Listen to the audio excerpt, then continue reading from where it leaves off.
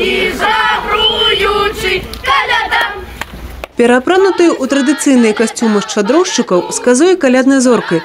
Калісьці ў сярэдзіне студзеня яны наведвалі кожны двор, і ўсюды гаспадары іх гасцінна сустракалі, бо верылі, што ад іх пажаданняў залежыць, якім будзе год. Каб грошы вадзіліся, каб гаспадары здароўем свяціліся. Стары год праважаем, новы сустракаем. Сёння такія госці – рэдкасць. Паглядзець на то, як святкавалі шчодрыкі нашы продкі, у Ляхавічы з'ехаліся больш за 300 школьнікаў з 4 раёнаў.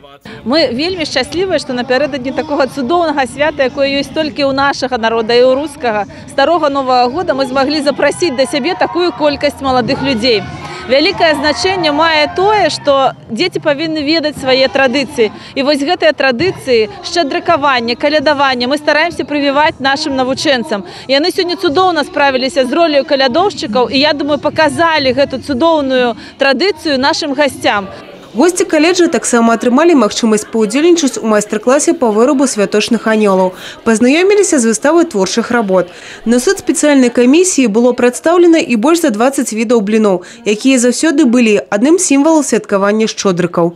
А раньше каждая хозяйка старалась блины разнообразить как начинкой, так и оформлением. И сегодня наши участники также нас очень сильно порадовали, и комиссии очень сложно определить победителя.